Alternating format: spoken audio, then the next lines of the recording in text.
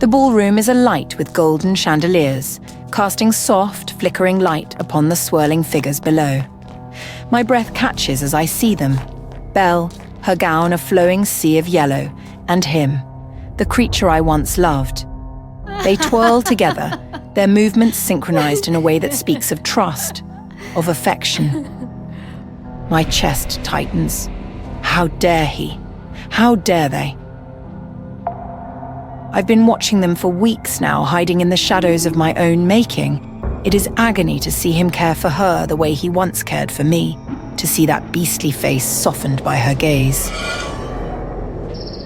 I was his first love, the one who would have stood by him through storms and fire, but that was before his heart betrayed me. I was beautiful once, so beautiful that my presence alone could silence a room. He adored me, his raven-haired enchantress, the woman who dared to love a prince despite the whispers and accusations. They said I had bewitched him, that no man of his stature could truly love a witch without some vile potion involved. His family believed them. I don't understand why they despise witches so much. Is it a crime to be born a witch? Break it off, or you will lose your crown, your kingdom, your name. He obeyed. It's for the best. He told me, his voice trembling, but his eyes betrayed him. He was a coward, too weak to fight for me. My heart shattered as he walked away, leaving me to the cruel world that had never accepted me. In my grief, I cursed him. I turned his handsome face into the hideous snout of a beast, his strong hands into claws. His castle became a prison, shrouded in mist and shadow, a reflection of the emptiness he had left in me. And the rose. Oh, the rose. A symbol of true love. When its final petal fell, he would remain a beast forever, unless someone could love him as I had once loved him. But I didn't leave the curse without hope. I thought he would return to me, crawling back on those beastly knees, begging for my forgiveness, for my love, to save him. He didn't. For years he hid away in his room, never stepping outside. I wasn't wrong when I called him a coward. As for me, I watched his kingdom crumble under the weight of his curse. His parents died of grief. Their once vibrant kingdom turned to ash. The castle servants, those loyal fools, became nothing more than objects, cursed to suffer alongside their master. I thought it was justice. And then she arrived. Belle. Sweet, naive Belle with her bright eyes and kind heart. She walked into that cursed castle and somehow began to undo the walls I had built around him. He looked at her the way he used to look at me, and it stung more than any blade ever could. I tried to stop it. I sent nightmares to Belle, twisted dreams where he devoured her whole. I transformed the rose garden into a labyrinth of thorns that tore at her delicate skin. I conjured illusions in her mirror, visions of her dying father begging her to return. But nothing worked. She stayed.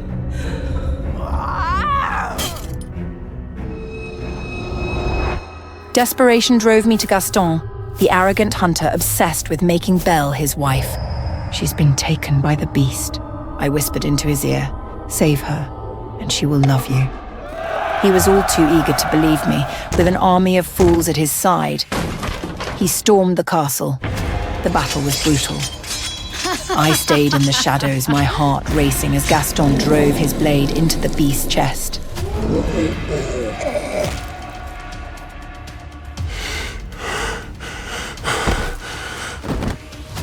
He fell collapsing on the cold stone floor. Blood pooled around him as his breaths grew shallow. For a moment I felt triumphant. He would die as the monster I had made him, unloved and alone. But then, something broke within me. He had once been mine. My love. My prince. I couldn't let him die, not like this. I stepped forward and kissed him, hoping to break the curse and save his life.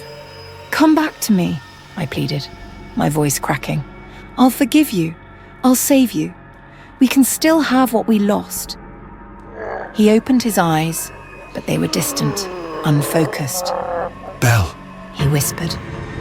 My heart froze. Belle appeared, snatching the beast from my arms. She cradled his head in her lap and kissed him, her love pure and unwavering.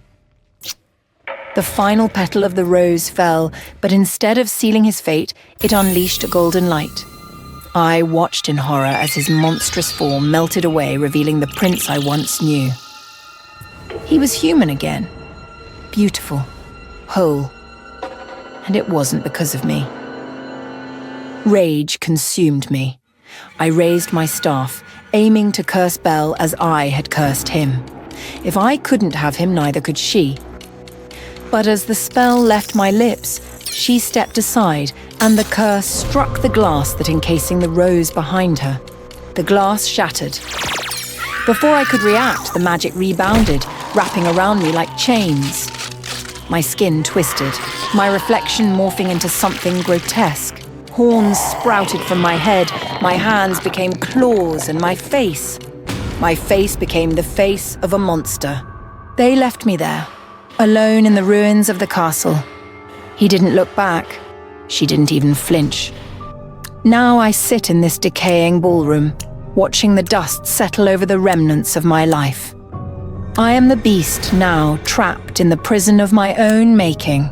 They have their happy ending, but I am left with nothing but the echoes of a love that once was. And the worst part? I still love him.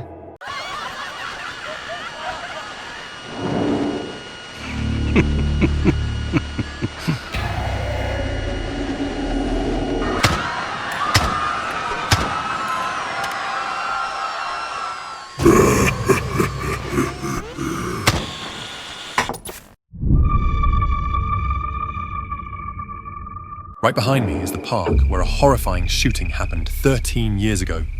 Welcome back to XXX. I'm the cameraman, Jack. I'm Andy. I'm your lovely Mia. Today, we're exploring this supposedly haunted park. My sister Mia, her boyfriend Andy and I run a YouTube channel together. Our main content is exploring abandoned places rumoured to be haunted. I'm in charge of filming for the group. Mia is the host, and Andy handles video editing. This park has been abandoned for a long time and is isolated from residential areas, so the structures here are still in pretty good shape. The pitch-black, eerie silence made me uneasy. I stayed alert, recording everything with my camera. Cameras always capture things that the naked eye might miss. That shadow just now, was it Mickey? Jack! Hey, stop filming! It's too dark here. Let's check the security room and see if we can turn on the lights.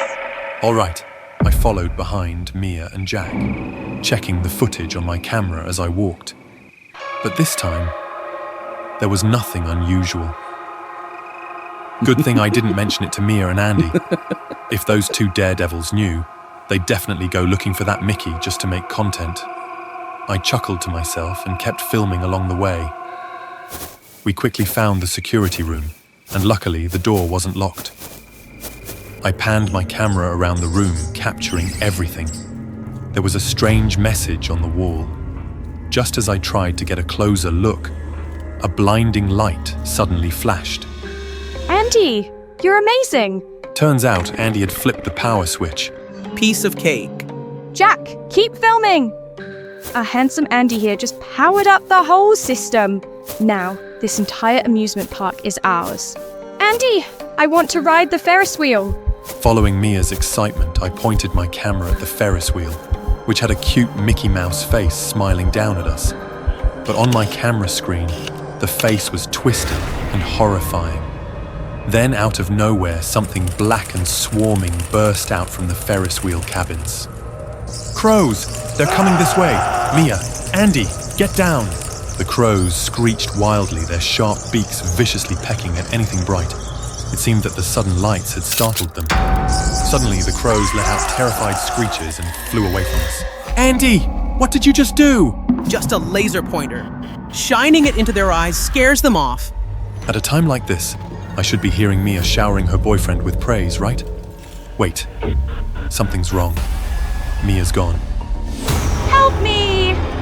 That Mickey took her. Back then, the killer wore a Mickey mascot suit when committing his crimes. He was shot dead right here at the scene. So this Mickey, is it a person or the ghost of that demon? We chased after Mia but quickly lost track of her. Just as we reached the storage room, I heard her voice coming from inside. Andy and I teamed up, broke the lock, and burst into the room. It looked like that Mickey freak was trying to turn Mia into his own personal Minnie. But that wouldn't be easy, because the one he kidnapped was Mia, the maniac. You guys sure took your time. Where's that disgusting freak? I'll finish him off. My whole body was covered in stuffing, so I couldn't see him clearly. But I beat the hell out of him and got out myself. Jack, get your camera ready. We're gonna hunt him down. My sister was as fierce as ever. From the way she spoke, it didn't seem like that thing was too dangerous, right? But if we could physically fight it... Mickey, it's here! You bastard! How dare you take my girlfriend? Andy swung his weapon, landing a direct hit on Mickey's head. For a split second, it froze. But then, it started fighting back. Damn it! Let me go! Suddenly, the mascot's head snapped over Andy's, sealing tight. Mia and I rushed to help, but it was too late. Andy! Andy was brutally killed by that cursed mascot. Looking into its bloodthirsty, deranged eyes, I was certain the thing wearing that suit was the ghost of the mass murderer from 13 years ago. You bastard!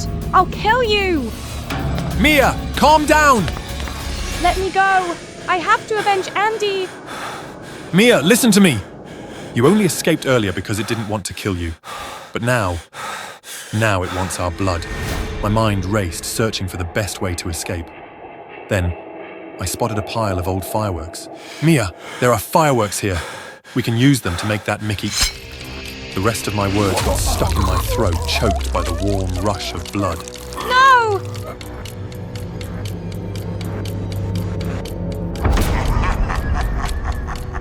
I'll kill you!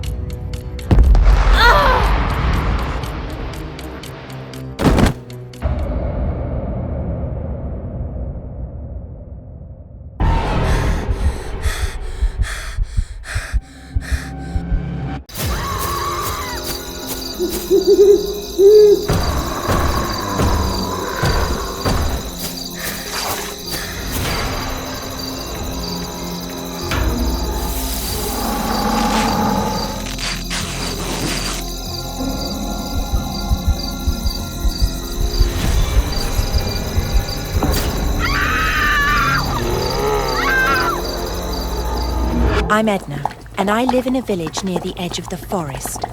The young girls here are often targeted by big wolves, and these red scarves dyed with madder roots are the only things that protect us. Edna, we need your help. Ruby got hurt and can't go into the forest. Can you take her place? Of course I can. Every year, the villagers send a girl into the forest to give offerings to the old witch, hoping she'll bring a bountiful harvest. You have to hand this basket to her and follow her instructions. And remember, don't lose this red scarf, or the wolves will smell you. I looked at Ruby, who was supposed to go. She looked at me anxiously, like she wanted to say something. I know going into the forest is dangerous, but I agreed to take Ruby's place because I want to find out what happened to my sister, Sophie, who disappeared 5 years ago. This forest is always foggy, damp and dark, making it hard to tell day from night. The only colours I see are from the mushrooms. I tried picking one, but even though they look pretty, they smell like rotten meat. I saw some bright red flowers too, but I didn't want to pick them anymore. I heard wolves howling all over the forest. I felt like a pair of bloodthirsty eyes were secretly watching me in the dark. But when I turned around, I didn't see anything. I felt really uneasy. I walked a little further and found a bear. It was lying weakly on the ground, with its leg trapped under a big branch. It looked like it had been there for days. I felt sorry for the bear and wanted to help, I tried lifting the branch, but it wasn't as heavy as I thought. While I was using my red riding hood to bandage the bear's leg, it suddenly thanked me. It scared me. Thank you, kind girl. To thank you, I'll warn you that a wolf is following you. I surprised, but quickly responding. Don't worry, I have this red scarf. The wolf won't be able to find me. No one who's been targeted by the wolf can escape. Don't worry, I'll go to the witch's house right away. I'll be safe there. I finally found the wooden house in the middle of the forest. Come in. The whole house smelled damp and cold. Mushrooms were growing on the corners of the walls and next to the table, making the house seem like it was part of the forest outside. It didn't feel warm or safe at all. It seemed like the owner of this house was very lonely. My name is Edna. The villagers sent me to visit you. Are you sick? Yes, I'm sick. So please let me lie in bed and don't come near me. I thought fresh food might make the old woman feel better. But when I opened the basket, all the food was rotten. This is strange. It shouldn't take more than half a day to get here from the village. How could the food go bad so quickly? You must be hungry. I've made you a mushroom soup. I did as she said and opened the pot of soup, but the soup inside was dark and thick, with a fishy smell that made me want to throw up. I don't make the old woman sad. I secretly poured the soup away. The soup was delicious. Thank you for dinner. The lonely old woman wanted me to stay with her for the night, but in the middle of the night, I was woken up by the sound of her whispering with someone. Curious, I looked towards the door. The person I thought was an old woman had a face exactly like my sister. Sophie. Hansel, you're late. That girl dropped her red scarf, which made me lose track and eat a corpse. It was disgusting. She ate the mushroom soup and fell asleep. Just like our agreement. You take the soul, and I take the body. Was my poor sister possessed like this too? My whole body froze, and I ran out of that scary house, trembling. It turned out that the sacrifice wasn't the offerings I brought, but myself. I have to escape this forest and expose the horrible truth to the villagers. The bright red flowers from the day were actually dried pools of blood, and the colourful mushrooms grew from them. They were the ones causing the hallucinations. It seems these mushrooms were the real cause of the illusions. I met the bear I had saved again, but it had been dead for days, its body rotting, its stomach ripped open. Suddenly, a cold wind rushed by, making my hair stand on end. Hansel had caught my scent. Terrified and desperate, I tried to back away from the evil creature. My hand crushed a cluster of mushrooms. These mushrooms, although they caused me to hallucinate, also made me stronger. I recklessly grabbed the whole cluster and ate them greedily. A feeling of dizziness washed over me. A sense of power filled my entire body. I stubbornly charged forward and attacked, stabbing the village chief in the eye, making him scream in pain. After taking down the wolf, I ran away, but Sophie blocked my path. Her body had rotted, turning into a giant, hideous mushroom. I picked up the bear bone and rushed to fight, but the person in front of me was just an illusion. Confused, I looked at my hand, and suddenly my stomach felt like it was being pierced through with pain. The feeling of pain pulled me out of the hallucination. It turned out I was just struggling in vain. That bastard Hansel had caught me, taken over me. My body was being enveloped by the mushrooms. I could clearly feel my soul being gradually sucked away. There was no more pain, no more torment, only a numbness that led to death.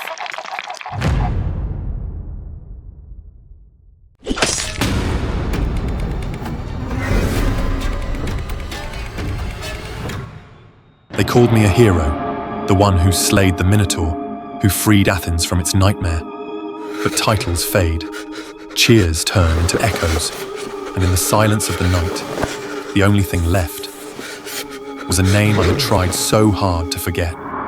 In my dreams, Ariadne stood alone on the cliffside of Naxos, where I had left her.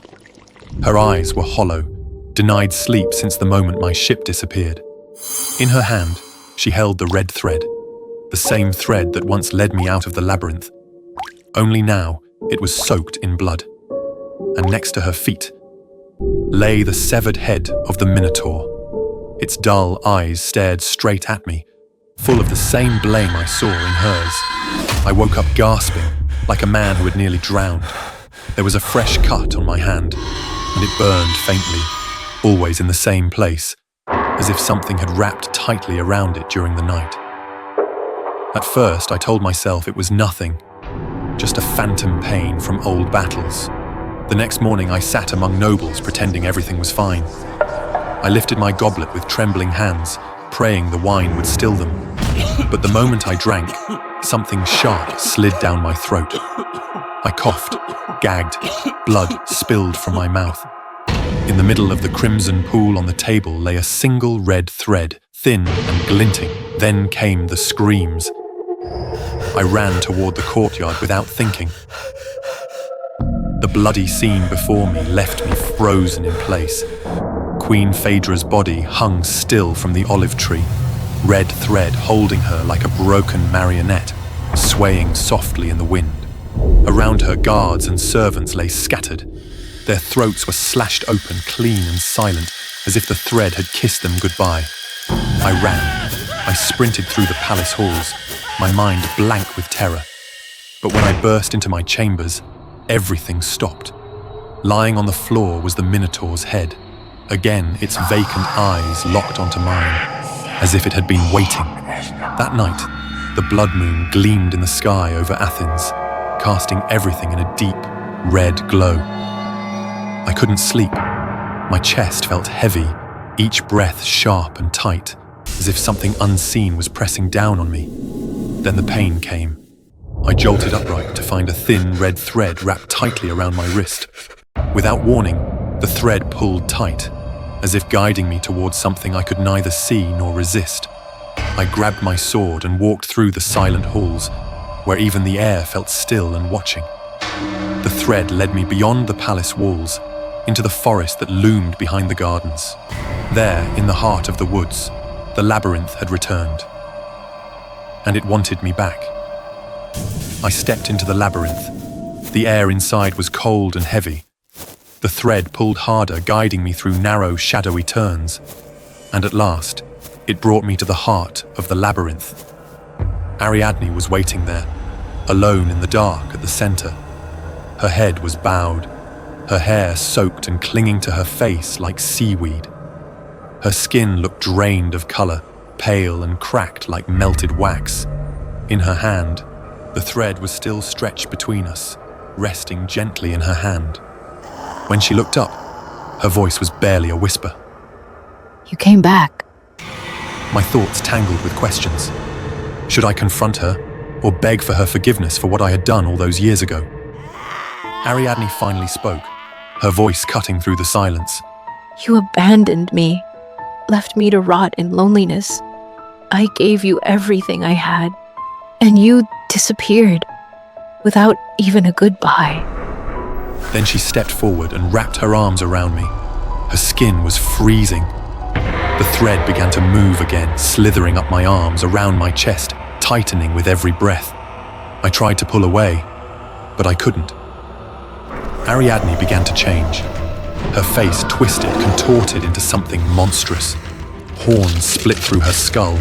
Her mouth stretched open far too wide. You took everything from me. Now, the labyrinth takes you forever.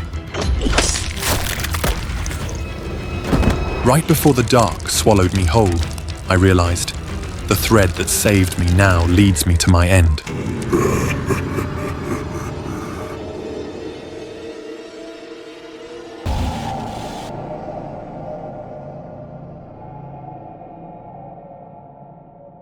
I have always believed that knowledge is power. A glimpse into the future, a mere whisper of what is to come, would be enough to change the course of fate. And why shouldn't I be the one to wield such power? I was beautiful. I was intelligent. I was persuasive. There was nothing I could not obtain. So when Apollo came to me offering the greatest gift of all, the sight beyond time, I did not hesitate. But the gods are never so generous.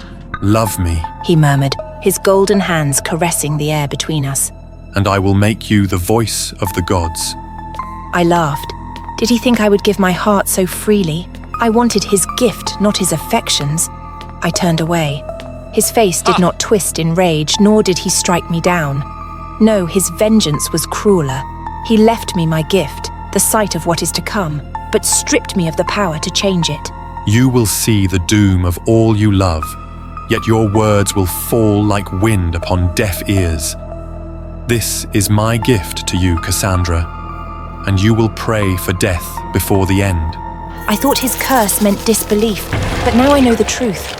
His punishment is far worse. The first time I saw the future, it was like drowning. I fell to my knees, clutching my throat, my vision blackening at the edges. Images tore through my mind like rusted daggers, smoke rising from the walls of Troy, the sky painted in hues of blood. I opened my mouth to scream, but only black bile poured forth, thick and reeking of decay. It dribbled down my chin, burned my throat, filled my lungs. I gasped for air. The court recoiled from me. She's gone mad, someone whispered. My father, King Priam, looked at me with something that was not quite fear, but something worse. Pity. I wiped my mouth, my fingers stained black. Troy will burn, I rasped. Paris must not go to Sparta. He must not take Helen. If he does, we are all dead. Silence. Then laughter. The nobles shook their heads, exchanging knowing glances. Poor Cassandra, they murmured. She was always strange. Paris smiled, placing a hand on my shoulder. Sister, you worry too much. The gods favor us. I stared at him, watching as behind him, his face melted into something grotesque. His skull split open, his flesh rotted away, his eyes sunken and black with death. But when I blinked, he was normal again. He left for Sparta the next morning. The prophecies did not stop. Each time they came, they took more of me. My body weakened. My skin grew clammy, stretched too tight over my bones. My hands shook. And always, after every vision, the bile would rise, spilling from my lips in thick, oozing waves. The people whispered, "She's cursed." She speaks of death, and death follows. She brings ruin. My father locked me away. Guards stood at my door. The palace halls echoed with my screams. I saw it all. The siege, the starvation, the slaughter, my brothers cut down, my father's blood staining the marble floors, my people screaming as they burned, and yet I was powerless. Helen arrived in Troy, her beauty shining like a cursed star. I lunged at her, shrieking, "You are death! You will destroy us all!" The black bile poured from my lips, pooling at my feet. The smell of rot filled the air. Helen did not flinch. She merely tilted her head, smiling, and whispered, Then let it begin. The war dragged on. Years of blood, of bodies piled high at the gates. I warned them, Troy will fall, Troy will fall. But my words meant nothing. Then, one day, the battlefield was empty. The Greeks were gone, and in their place, a gift, a massive wooden horse standing silently outside the gates. No, this was a trick. I saw them already, the warriors hiding inside, their blades gleaming in the dark. I saw them emerging in the dead of night, slaughtering my people as they slept. I saw fire licking at the walls, the screams of children, the streets running red.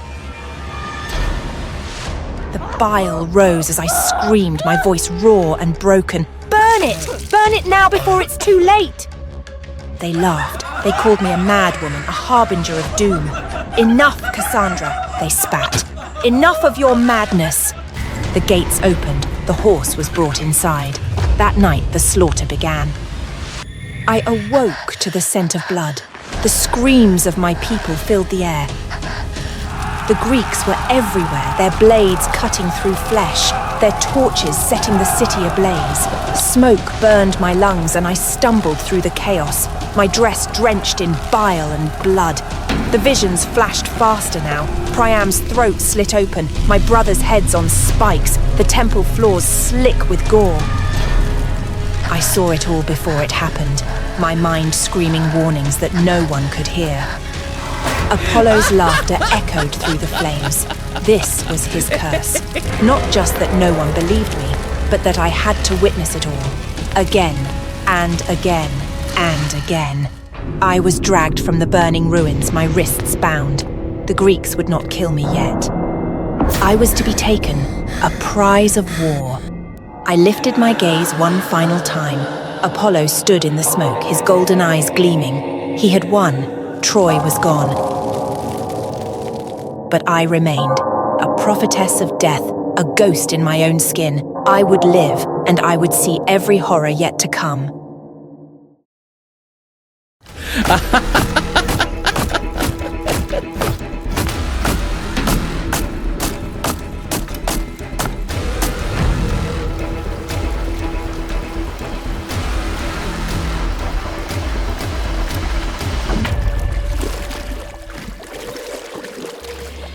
That morning, I was feeding the horses, as I always did. Then, from the village center, a noise broke through the quiet, shouting, sharp and urgent, laced with tension I could feel in my bones. I dropped the feed basket and ran. What I saw at the sacred stone took the breath from my lungs. A man, clearly not from any tribe I knew, knelt in the dirt with his wrists bound tightly and dried blood marking the side of his face, while my people surrounded him like wolves torn between fear and the instinct to strike. My father, the chief, had already made his judgment. The stranger was a harbinger of misfortune, and he would be sacrificed to calm the spirits. But when his eyes met mine, something in me shifted. There was no anger in them, no pride or hate, only fear, bare, and deeply human, the kind that speaks beyond words. In that silent moment, I saw a plea I couldn't ignore. So I turned to my father, approached him quietly and whispered, asking him to spare the man's life. My father considered me for a long moment, then turned back to the man. Because my daughter is merciful, your life will be spared. Remember this gift. I approached the man and untied his ropes, my hands trembling slightly as I did so. I didn't know then that this simple act of kindness would become the thread that unraveled everything I believed to be safe. His name was Edmund. In the days that followed, I visited him in secret. He was weakened by injury and hunger, so I brought him food, healing herbs, and simply sat with him when he needed nothing but quiet company. Slowly, as trust began to form, he told me about his world, a place beyond the sea, where cities glowed through the night and people lived not under the rule of spirits or chiefs, but free, each person carving their own path. He placed a small, time-worn compass into my hand, saying it had always pointed him toward hope. Then, with a tenderness that caught me off guard, he looked at me and called me his wild queen. It was a name that unsettled and intrigued me all at once. And when he asked me to leave with him, to cross the ocean and see that world for myself, I felt a sudden thrill rise within me. The old, buried longing for something more than duty and tradition. Even so, I turned him down. My heart wasn't ready to part with the only home I had ever known. That changed the day my father announced my marriage to Nakoma, an elder from an allied tribe. I had never met him. I was told he was strong, wise, and a valuable alliance for peace. But none of that mattered to the part of me that wanted to be seen. Not as a daughter or a bride, but as myself. I didn't want a life chosen for me, wrapped in expectation and silence. So I went to Edmund and for the first time I said yes. We left in the dark, with only the compass and the sound of waves for company. As the shoreline faded, I told myself I wasn't running. I was choosing. I believed that somewhere out there, beyond the sea, freedom was waiting. At first, everything dazzled me. England was louder, faster, stranger than I'd ever imagined. There were buildings that reached into the clouds, voices that echoed in alleys, and colors I couldn't name. But the stares came quickly, and they stayed. People looked at me with the cold curiosity of collectors studying something exotic, as if I were a creature brought back from the edge of the world to be gawked at and explained away. Only Edmund treated me like I belonged, at least, in the beginning. But slowly, the lines began to blur. He insisted I stay indoors, told me the city was cruel, that the people wouldn't understand me. He said he was protecting me, and I wanted to believe him, even as the walls began to close in, even as my reflection grew unfamiliar. When I finally told him I wanted to return home, my voice was shaking, but firm. He simply smiled and said we would have one last dinner, something special, a farewell. I remember how warm the room felt, how sweet the wine was, how his eyes never left mine as he raised his glass and whispered, To us.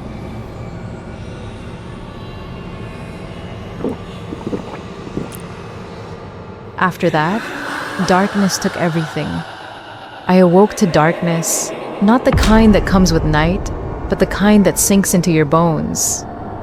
I couldn't move, couldn't speak, couldn't even feel the rhythm of breath in my chest. But I was still present. I could see. Edmund was standing beside me, humming quietly as he brushed my hair, painted my lips, and stitched my eyelids shut with careful, practiced hands. He whispered as he worked, calling me beautiful, calling me his forever. He treated my body like something sacred, and still something no longer mine.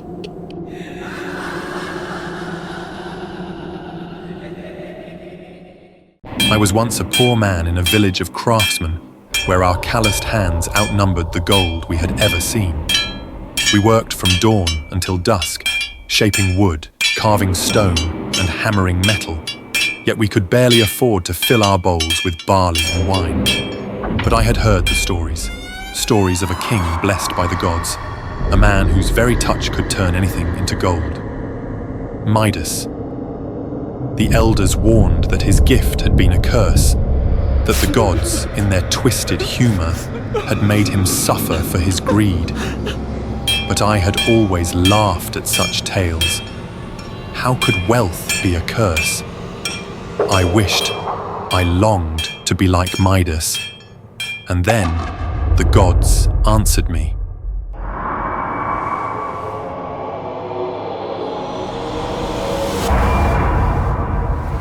It was an ordinary afternoon when I walked down to the Pactolus River, a bundle of filthy garments slung over my shoulder. I dipped my hands into the water, swirling the fabric in slow circles. The current curled around my fingers, and for a moment, it felt different. Thicker, heavier. Then I pulled the cloth from the water, and it gleamed. At first, I thought the sun was playing tricks on my eyes. But no, it was real. The fabric had turned into solid gold. I gasped, nearly dropping it. My hands trembled. I reached for a stone by the riverbank, my fingers closing around its smooth surface. The moment my skin met the rock, it transformed. A golden pebble sat in my palm. Was this a trick of the gods? A cruel illusion? I had to know. I grabbed a branch. Gold. A rusty dagger. Gold. I let out a cry of triumph and ran back to the village. my arms full of golden relics. I was like Midas. The villagers were speechless when I showed them my power. I turned bowls, tools, and even entire doorways into gold. Our village was no longer poor. That night, we celebrated. The elders hailed me as a chosen one of the gods. My parents wept with joy. I sat at the head of the feast, basking in admiration, letting the villagers serve me as if I were their king. Finally, I had everything I had ever dreamed of, until I grew hungry. The first bite of bread turned cold and heavy between my teeth. Gold. The cup of wine froze into unyielding metal as I lifted it to my lips. I tried again, grasping a fig, an olive, a piece of roasted lamb. Everything transformed, my stomach twisted with fear. I could not eat. My father tried to comfort me, saying they would find a way. My mother broke the bread into tiny pieces and pushed it into my mouth, her hands trembling. I let them feed me, swallowing without tasting. It was humiliating.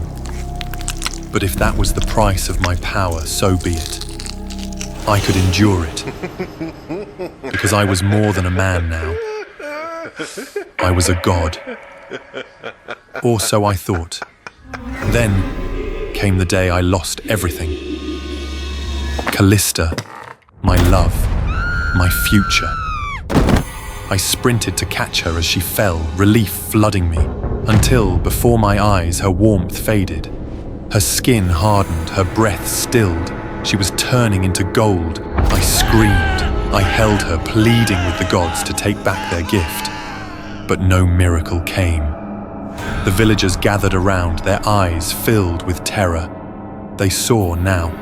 I was not blessed. I was cursed. They recoiled from me, whispering of omens, of punishment from the gods. Someone, one of my own friends, muttered that my hands should be severed, that it was the only way to stop the curse. Others resisted. They still wanted gold. They still wanted more. Greed outweighed fear. And then, the others came. They too had bathed in the Pactolus River. At first I thought I was no longer alone, but they could not control their power. They touched their loved ones, their children, and turned them to gold. And then came the sickness. It began with a cough, a few specks of gold dust, then more, until their lungs filled with golden shards, until they coughed up their insides, choking on their own cursed wealth.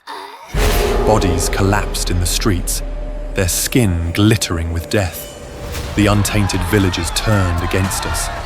They hunted us like wild animals. I watched as they pinned men down, hacked their hands from their bodies with dull axes. The screaming never stopped. I ran and ran. But gold was everywhere now. The trees, the rivers, the fields. It had spread like an infection. There was nothing left. This was my fault. If I did not stop it, the world itself would become a golden tomb. I knelt on the ground, placed my hands on a block of stone, took a deep breath, raised the axe, and struck. Pain, blinding, soul-ripping pain. Blood spurted in thick rivers as my severed hands hit the ground. And just like that, the curse vanished. The gold rotted. Everything I had ever touched, the houses, the tools, the statues, Callista, it all crumbled into nothingness. I reached for her, but there was no one left to hold, only dust. Now I was neither god nor man, just a broken creature, left behind in the ashes of his own greed.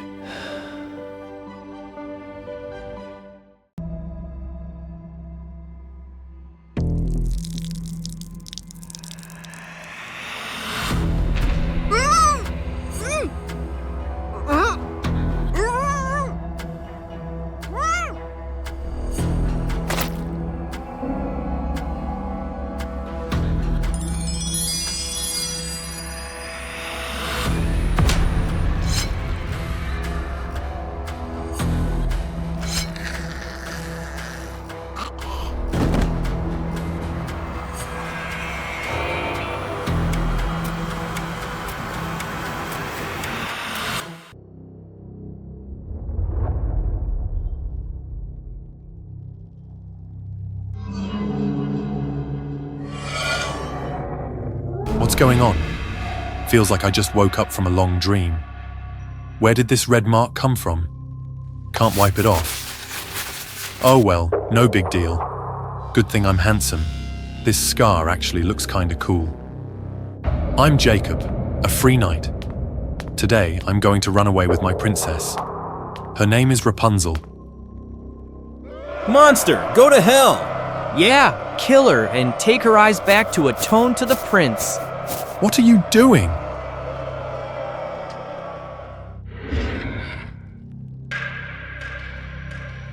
She's Rapunzel. She's just a poor girl who was trapped in this castle by a witch. Open your eyes. All we see here is a monster that just killed someone. Gothel is dead. Rapunzel. My Rapunzel. I anxiously looked up for Rapunzel. She was still sitting by the windowsill, but her golden hair had turned pitch black and her mouth was sealed shut. This must be Gothel's enemies. They came to harm both her and Rapunzel. These soldiers are no better. I'll make all of you pay.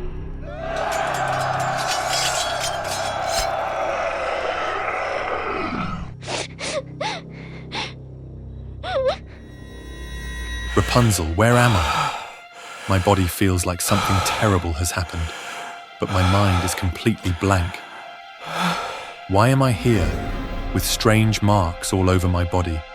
Marks in places that could have been fatal. Could it be Gothel found out about me and Rapunzel and did something to separate us? I have to find Rapunzel right away.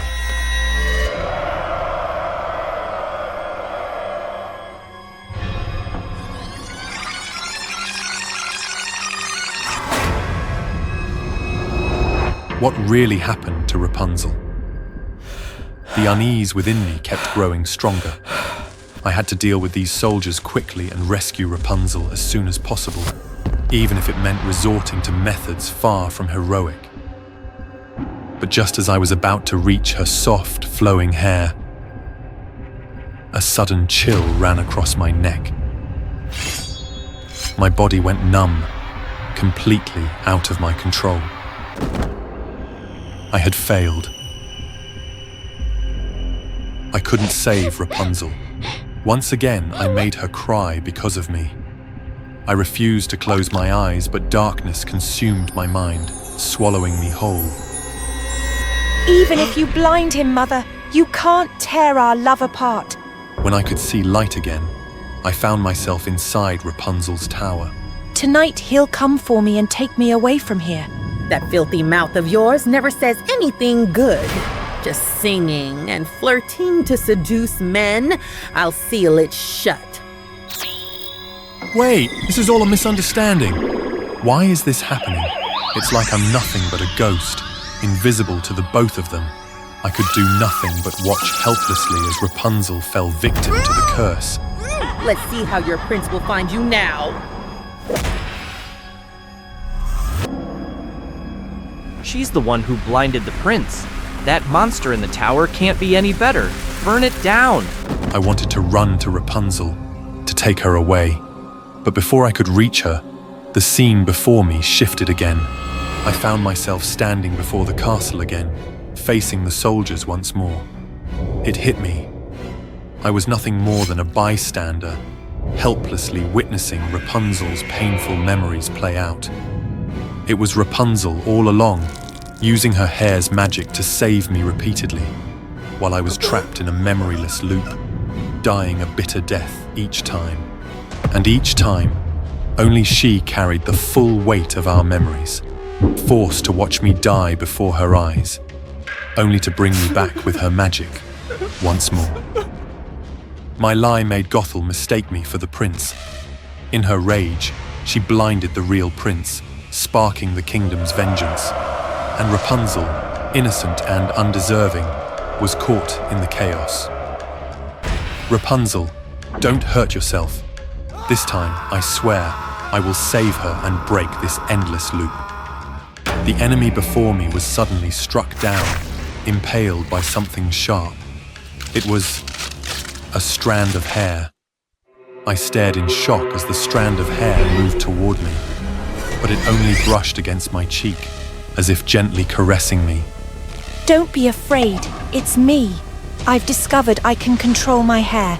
This time, let me fight alongside you.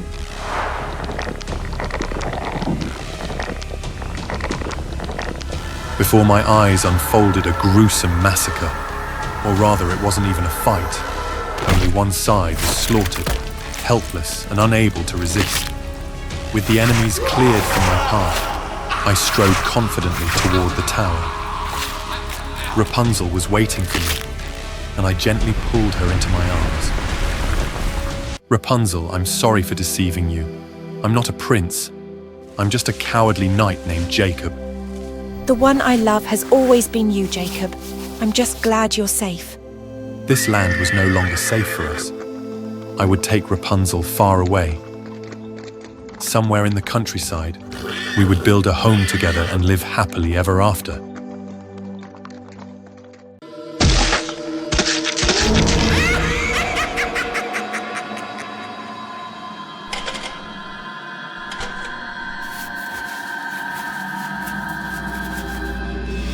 I've always been a meat lover, especially pork.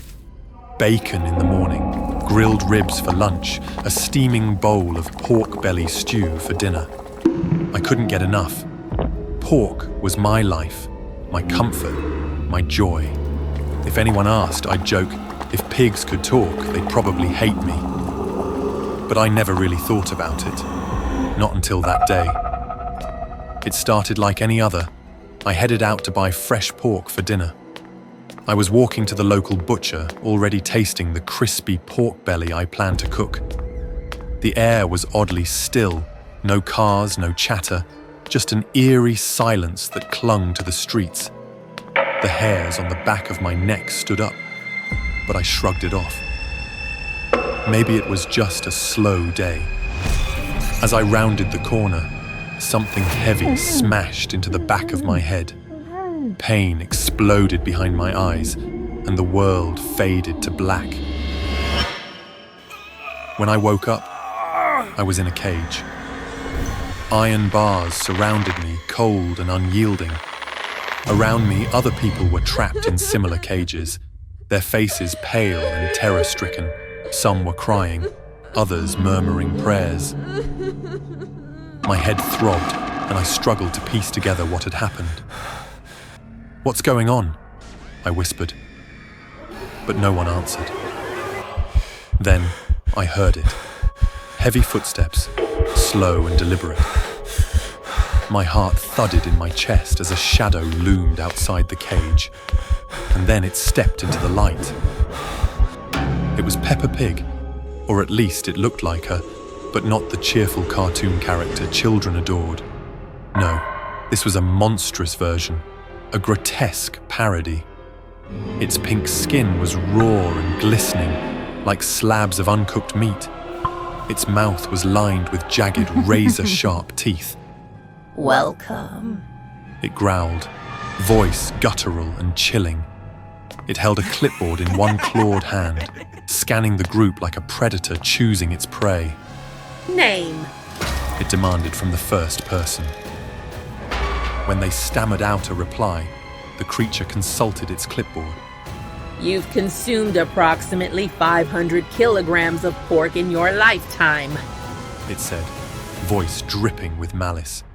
That's roughly 100 kilograms of flesh I'll need in return. Before the man could respond, Peppa grabbed him and dragged him out of the cage. His screams echoed as he disappeared into the shadows. Peppa led him into a dimly lit room that looked like a slaughterhouse. The metallic stench of blood was overwhelming. Through the bars, I watched as she strapped him to a table. His screams echoed as her cleaver came down. Blood splattered across the walls, pooling beneath the table. I gagged, bile rising in my throat. The next person was taken, then the next. Each time, the creature read out the weight of pork they'd consumed as if it were a sentence, a tally of their sins. And each time, the screams grew louder, more desperate. I couldn't move. I couldn't think. My stomach churned with fear and nausea. Then I heard it again. The wet, sickening thud of a cleaver meeting flesh. Blood sprayed across the walls, dripping down like a grotesque waterfall. Hooks hung from the ceiling, swaying gently with chunks of human meat impaled on them. My turn was coming. I knew it. I began twisting and pulling at the ropes binding my wrists, ignoring the sharp pain as they dug into my skin. My fingers trembled, slick with sweat, but I refused to stop. My experience with tying and untying pork roasts had taught me how to handle knots, and I clung to that skill now like a lifeline. The creature stood before me, flipping through its clipboard. Finally, it stopped and grinned, revealing rows of jagged teeth. Huh. It hissed, its glowing red eyes narrowing. A pork lover, aren't you? Let's see. 750 kilograms. Quite the appetite. It turned back toward me, the cleaver gleaming in its hand. But the cage was empty. By the time it realized, I was already free, slipping into the shadows, the ropes I'd finally untied falling silently to the ground behind me. Get back here! It roared, its footsteps pounding behind me. The hallway was narrow and slick with blood, making every step treacherous. My breath came in ragged gasps as I ducked and weaved, desperate to escape. I spotted a large cabinet and dove underneath, curling into a ball and holding my breath. The creature stormed into the room, sniffing the air like a bloodhound. Its glowing eyes scanned the space, passing over the cabinet. I squeezed my eyes shut, praying it wouldn't find me. Then she crouched. Found you! She snarled, her teeth gleaming. Before she could find me, chaos erupted outside. Shouts, crashing metal, the sounds of people fighting back. Pepper hesitated, her ears twitching at the noise. Stupid pigs. It muttered before stomping out to deal with the commotion. I didn't waste a second. Crawling out from under the cabinet, I bolted in the opposite direction, following the faint glow of daylight. My legs burned, and my lungs felt like they'd collapse. But I kept running. That night, I sat in my apartment trembling, unable to close my eyes without seeing its face, hearing the screams. The thought of pork, of bacon, of ribs, it made me sick. I didn't need to think twice. I'll never eat pork again.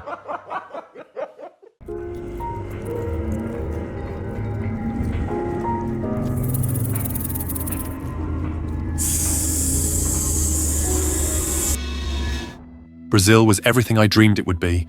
Warm sun, vibrant music, and miles of golden sand stretching as far as the eye could see. Miles, my best friend and perpetual thrill-seeker, had planned every detail of our trip. He swore up and down it would be life-changing. So, when he suggested we visit a unique, authentic snake massage spa, I hesitated. The very mention of snakes made my stomach churn, but Miles laughed off my concerns. Come on, man, he said, grinning from ear to ear.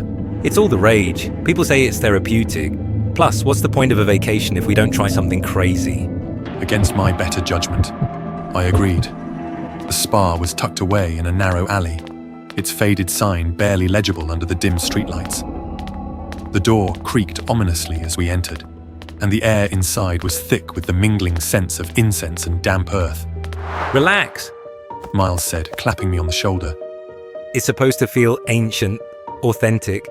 The receptionist, a tall woman with piercing green eyes, led us into a room that looked like a jungle terrarium. Vines hung from the ceiling, and the ground slithered. Hundreds of snakes of varying sizes and colors writhed on the floor, their scales catching the dim light like tiny shards of glass. Okay, nope, I'm out. I whispered, my voice cracking, but Miles was already stepping out of his shoes. They're harmless, non-venomous. Just let them crawl around a bit. It's supposed to be good for circulation. He lowered himself onto the snake-covered floor, leaning back with a satisfied sigh as the creatures began slithering over his legs. See? Totally fine, he said, waving me over. My body refused to move, but Miles's teasing was relentless. Eventually, I convinced myself to take a single step. The moment my bare foot touched the floor, the cold, slimy texture of a snake's scales brushed against my skin. I froze. Another snake curled around my ankle, its tiny, harmless bite sending a strange, tingling sensation up my leg. My heart raced, but as more snakes swarmed around me, I began to feel oddly numb. Not so bad, right? Miles grinned. I wanted to scream at him, but my throat was dry. The next phase of the treatment was supposed to be deep relaxation. We were led to 2 massage tables and instructed to lie face down. The room was dark now, lit only by flickering candles. The snakes had been cleared from the floor, but the eerie hissing sound remained, echoing faintly through the walls. As I lay there, the sensation of something smooth and heavy rolling across my back made me shudder. It's just part of the process, I whispered to myself. Breathe. It's fine. For a moment I managed to relax. The weight moving along my spine felt oddly soothing, like a warm compress. But then I felt it slither up my shoulder. That's not a hand, I muttered, eyes snapping open. The sight that greeted me froze my blood. A massive snake was coiled around Miles, its thick body constricting him like a vice. He looked at me, gasping for air, but he was smiling. It's fine. These snakes are trained. It's... His voice broke off into a choking wheeze as the snake tightened its grip. Panic surged through me. Miles! I shouted, jumping off the table. But before I could reach him, something heavy dropped onto my back. The impact knocked the air from my lungs. It was another snake. This one was even larger, its muscular body wrapping itself around my chest and shoulders. Its scales were cold and rough, scratching against my skin as it coiled tighter and tighter. I clawed at it, trying to free myself, but the more I struggled, the tighter it squeezed. My vision blurred as my chest heaved. Desperate for air, I could hear Miles screaming now, his voice a hoarse, guttural cry. Help me! I tried to look at him, but the snake's tail wrapped around my neck, pinning my head in place. My pulse pounded in my ears as the edges of my vision darkened. With one final burst of adrenaline, I threw myself sideways off the table. The snake's grip loosened just enough for me to suck in a ragged breath. I hit the floor hard, the impact jolting through my ribs, but I was free. For a moment I lay there, gasping and disoriented. Then I heard it, a low, guttural hiss. I turned my head just in time to see the snake lunging toward me, its massive jaws unhinged and gaping wide. I scrambled backward, but there was nowhere to go. The snake's mouth engulfed me, its sharp teeth slicing into my skin as it began to swallow me whole.